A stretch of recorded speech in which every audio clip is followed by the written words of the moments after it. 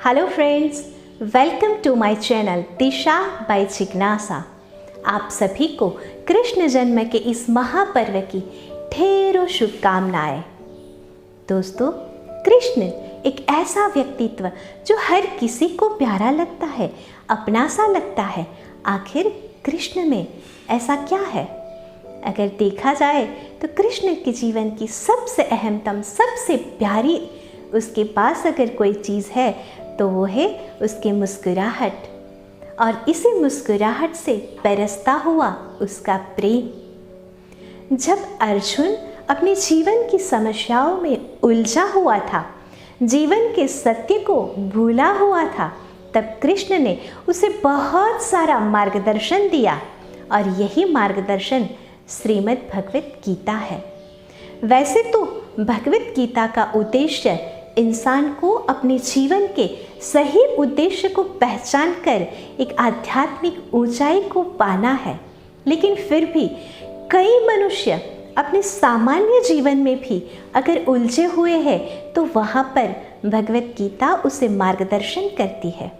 और अगर हम अपने जीवन को संतुलित बनाना चाहते हैं, अपने जीवन के सही उद्देश्य को पहचानना चाहते हैं, उसे पाना चाहते हैं, तो भगवत गीता हमें हर कदम पर मार्गदर्शन करती है, प्रेरणा देती है। और ऐसे ही कुछ 8 सिद्धांत आज मैं आपके साथ शेयर करने वाली हूँ। हम इंसान परमात्मा का अद्भुत सर्जन, और फिर भी दुनिया भर की समस्याएं हमारे ही जीवन में है, और बहुत ही हम होशियार भी हैं अपने जीवन में आई हुई समस्याओं के जिम्मेदार किसी और को बताने के लिए। उसके कारण जीवन में ऐसा हुआ, परिस्थितियाँ आई कुछ ऐसी थी जो जीवन में ऐसा हुआ। तब भगवत गीता कहती है, उद्धारितात्मनात्मानम। कृष्ण कहते हैं, तू ही तेरे जीवन का उद्धारक है, तू ही तेरा मित्र है और तू ही तेरा शत्रु है। अपने जीवन की खुद जिम्मेदारी लो। जीवन में जो घटित हो रहा है उनकी जिम्मेदार हम स्वयं हैं। इस बात को मानकर एक महान लक्ष्य को निर्धारित करके अगर जीवन में आगे बढ़ा जाए तो हम अपना भाग्य जैसा चाहे वैसा बना सकते हैं। और इस राह में हमारे जो विचार है ना, वो अगर सकारात्मक रहे तो वो ही हमारे मित्र हैं, और अगर यह विचार निरर्थक नकारात्मक रहे तो वो ही हमारे शत्रु है। और यही या तो हमें आगे ले जाते हैं मंजिल तक, या हमें कहीं पर भी अटका देते हैं। तब अर्जुन के मन में और भी कई प्रश्न होते हैं कि चलो, जीवन में एक लक्ष्य तो निर्धारित कर लिया, लेकिन क्या मैं उस महान लक्ष्य तक पहुंच पाऊंगा? कैसे होगा? मैं क्या करूं? कैसे करूं?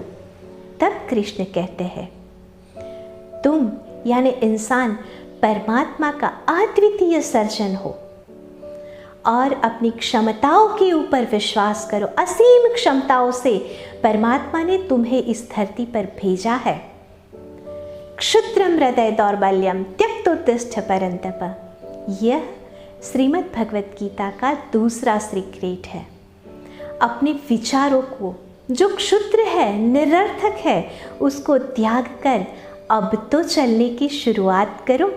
अब तो जीवन में आगे बढ़ो, यह विश्वास के साथ कि मैं तेरे साथ में हूँ।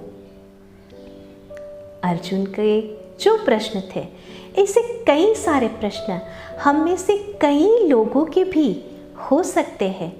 मान लिया जाए कि लक्ष्य के साथ अपने विचारों को सकारात्मक करके एक सशक्त निर्णय शक्ति के साथ, इच्छा शक्ति के साथ चलने की शुरुआत कर दी, तो क्या जीवन में सफलता निश्चित है? तब श्री कृष्ण कहते हैं तीसरा सीक्रेट, और वो है तुल्य निंदा स्तुतिर्मौनी संतुष्टो येन केनचित्। जब तुम चलने की शुरुआत करोगे, कई लोग मिलेंगे जो तुम्हारी प्रशंसा करेंगे, तुम्हारे काम को सराहेंगे, लेकिन बहुत सारे लोग ऐसे भी मिलने वाले हैं जो हर पल तुम्हारी कमियों को देखेंगे, तुम्हारी निंदा करेंगे, और इन सभी परिस्थितियों में तुम्हें विचलित नहीं होना है, फोकस्ड रहना है अपने काम के प्रति, अपने लक्ष्य के। और इसी के साथ साथ चौथी बात वो बताते हैं, अद्वेष्टा सर्वभूतानाम। इस राह में चलते चलते किसी का भी द्वेष नहीं करना है। सामने वाले व्यक्ति जितने भी मिल रहे हैं, यह लाइफ की जो जर्नी है उसमें हमें जो भी लोग मिले, जो भी परिस्थितियाँ मिले, किसी का भी कभी भी द्वेष नहीं करना है। हमेशा सभी को क्षमा करते चलना है। और क्षमा के ऊपर तो भगवत गीता में बहुत कुछ श्री कृष्ण ने कहा है, और उनके साथ साथ ये भी कहा है, निर्ममो निरहंकार।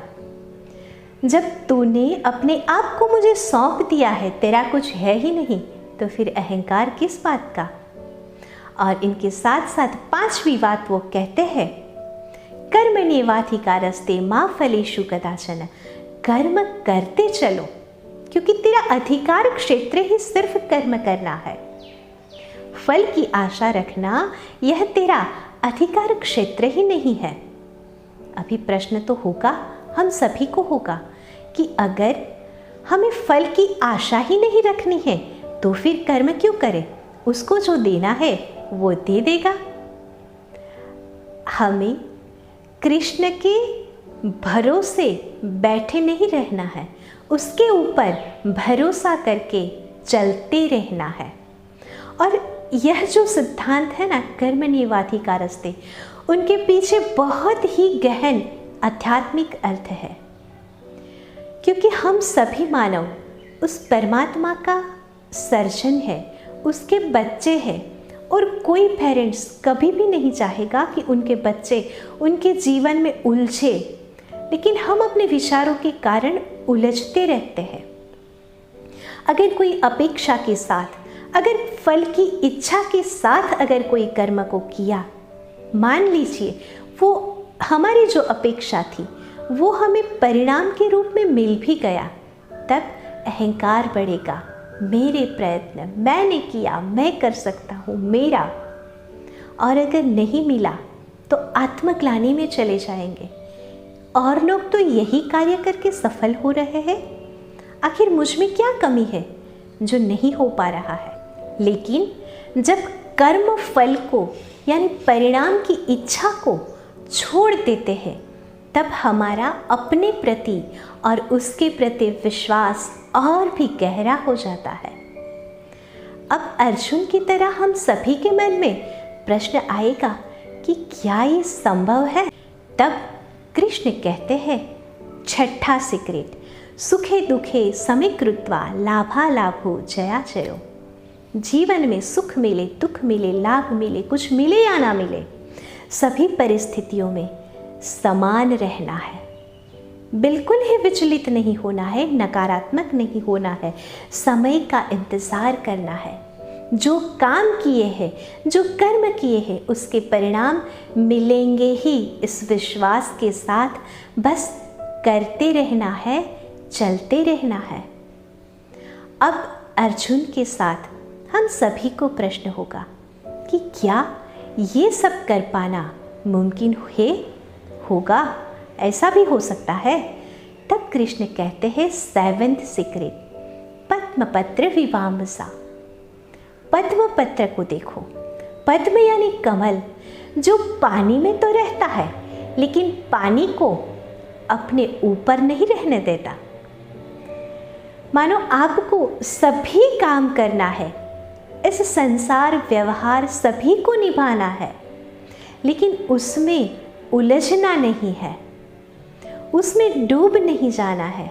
सब कुछ करते हुए सबसे अलिप्त रहना है, बिल्कुल कमल की भांति। अगर आप अपने आप को कमल बनाने में सफल हो गए तो जीवन की सफलता तो निश्चित ही है। और कमल बनना मानो क्या कि चाहे आगे बढ़ने की राह पर छोटी मोटी असफलता भी आए, तभी उससे विचलित नहीं होना है। हमें सिर्फ अपना कार्य करना है धैर्य के साथ। और जब लक्ष्य के नज़दीक होते हैं ना, तब के समय याद रखने जैसी एक सर्वश्रेष्ठ। और तब भगवत गीता का 8वां सीक्रेट, काम्य न कर्मण्यान्यासं संन्यासं कवयो विदु। इस संसार में बहुत से लोग होते हैं जो बहुत वैभव कमाते हैं, धन संपत्ति को इकट्ठा करते हैं, और उनमें से जब कुछ हिस्सा वो डोनेट करते हैं तब उसे दानी कहते हैं। और ऐसे लोगों की समाज में बहुत प्रशंसा होती है, लोग उसे कुछ अधिक ही सम्मान देते हैं। लेकिन कृष्ण कहते हैं, काम्य न कर्मण्यान्यासं, तुझे बाहरी वैभव के साथ साथ अपना भीतरी वैभव भी दान कर देना है, उसे भी छोड़ देना है। मानो अपने कर्मों का दान कर देना है और कर्मों से मुक्त हो जाना है। यह कर्म मुक्त स्थिति ही मानव जीवन का परम और अंतिम उद्देश्य है। और इन सभी बातों को याद रखते हुए अगर हम जीवन जीने की शुरुआत करेंगे तो जीवन का संतुलन बना रहना और सफलता तक पहुंचना निश्चित ही है। हम सभी पर श्री कृष्ण की कृपा हमेशा बरसती रहे, ऐसी ही शुभकामनाएं। आखिरकार जीवन हमारा है, सो फैसला भी हम ही को लेना है। हमेशा खुश रहिए, सकारात्मक रहिए।